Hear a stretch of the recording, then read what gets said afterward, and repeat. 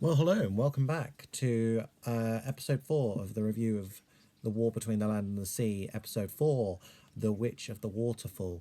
I'm going to say straight off the bat that my impression of this episode has changed a little bit from when I was first viewing it, like during the experience, because I was initially a bit apprehensive over any kind of romantic interaction between Salt and Barclay.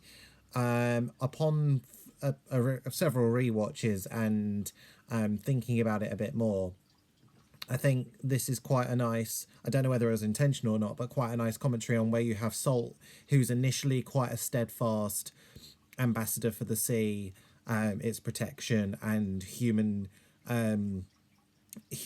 need to rectify the problems that have been made in the past, to someone who's almost abandoned that idea as being the main drive and now focusing on saving Barclay on multiple occasions and also their connection being the main focus.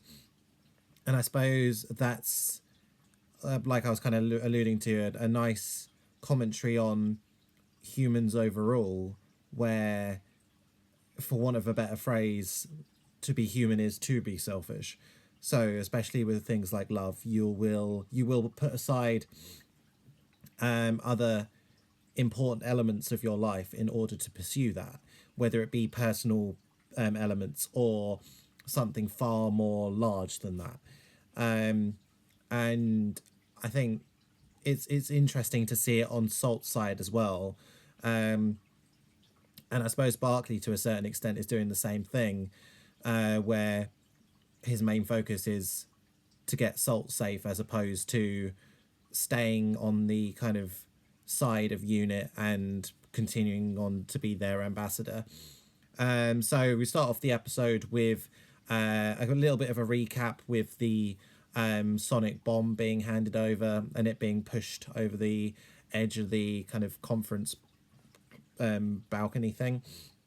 And that beautiful shot of that when it's slow mo sets off and all of Aquatic going to get pushed back, and then you see the exterior shot of the kind of bioluminescent globe that they're in, and it kind of ruptures, and you see a load of bodies fly out. And Salt, for want of a better phrase, kisses Barclay in order to save him from the pressure change and to get him back to the surface. Once back there, he's taken aboard the unit vessel, and so is Salt, and she's essentially a prisoner of war. There's also a message that's been posted supposedly by Aquakind saying, "Oh, like we take credit for the explosion. That your I love the very dark line that your ambassador's bone, their blood and marrow feed our children." And that's posted around the world, and Unit are desperately trying to work out whether it's a true message or not. I mean, Barclay straight out says that it's not, and there's no way that could have been the case. And we get a bit more on Kate as well, where we see her just after the assassination attempt and the assassins gunned down by unit troops. And there are several points during this episode where Kate's emotional response to this is handled very, very well, where she's attempting as much as she can to continuing on the work and being present.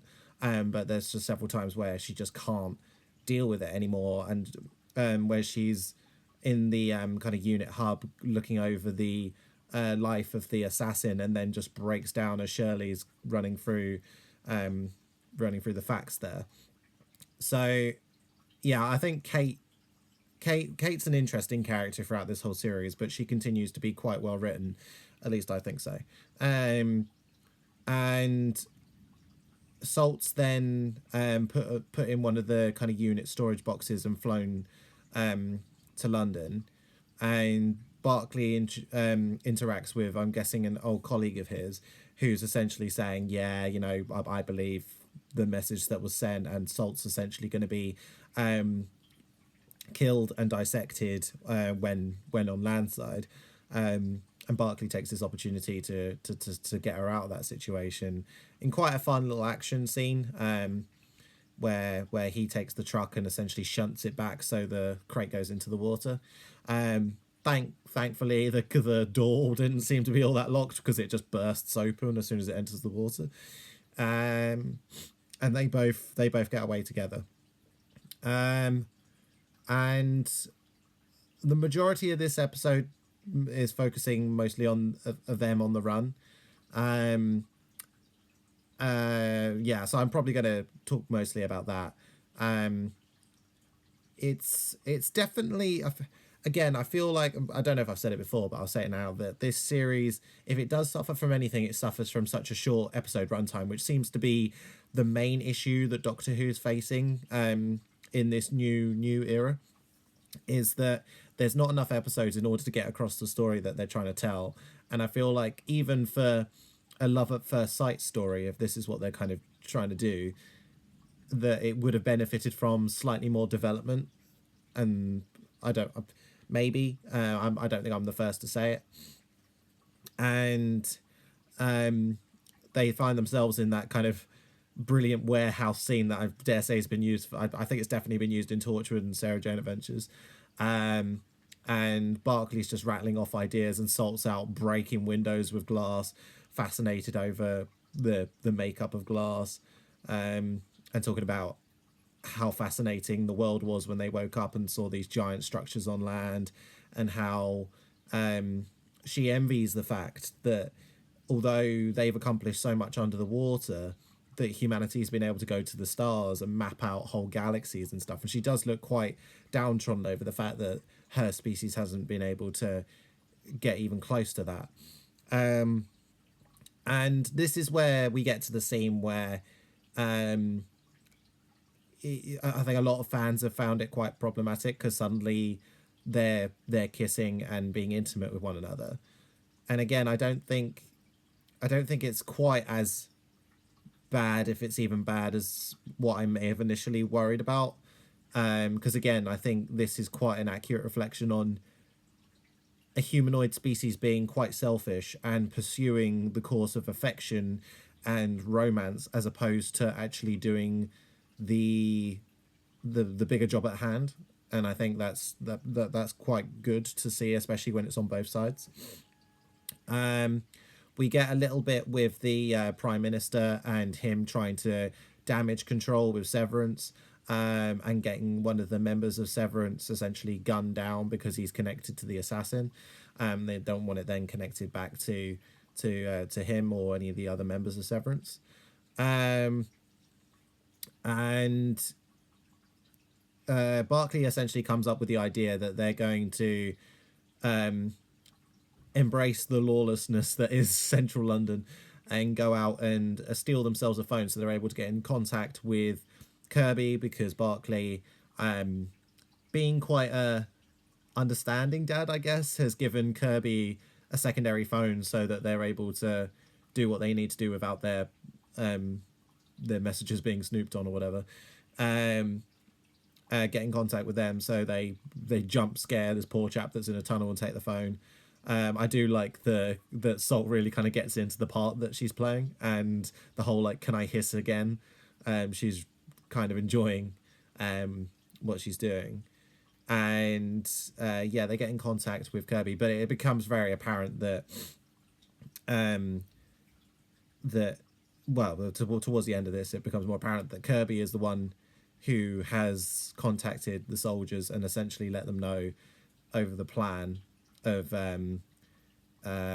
Barclay's ex giving him the car and being able to get to Wales. This is where we get the bit about living in the rivers and waterfalls and becoming the witch of the waterfall. Again, it's like Salt's immediately abandoned her life, essentially. I suppose in that moment of impulse where she's saved Barclay, she may consider the consequences of swimming alone. There is no wiggle room for that. That is the consequence if she gets back in the water. So she just has to kind of take what she can from that situation, and sees perhaps that pursuing a relationship with Barclay is the only good thing that she can do for herself. And yeah, so one other thing that I want to touch on, which I think would be remiss of me to not touch on, because the series, and to not bat around the bush, I have also seen at this point episode 5 as well. The series certainly seems to forget about them, so it would be remiss of me to do the same. Our new ambassador, Tide, who essentially threatens Kate and the boardroom with a new ability that they supposedly have, where they're able to essentially tap into the salt water or water that's like over buildings and cars and things like that, and turn that object to rust, which is a fascinating idea. Except if we think about, I don't want to tap into the next episode too much, but if we maybe think as to why we didn't see any of that go down, it's probable that maybe this was a scare tactic from Tide, and it wasn't actually something that they were able to do on the scale that they claimed to be able to do it. Just as a thought, I don't know either way, but I like Tide as a character. I like his kind of smirky remark where he talks about change the name of the earth to dry. Yeah, I enjoy him as a character, but again, I feel like the series would have benefited from more episodes so we could actually explore him as a character and what maybe the dynamic was between him and Salt. But yeah, I suppose a bit of a short. Oh no, there was one thing that I wanted to bring, and I suppose this is me perhaps diving into it too much. But there was quite a nice kind of rattle down that Kate did over humanity, that we made great strides, that our minds move, our emotions move.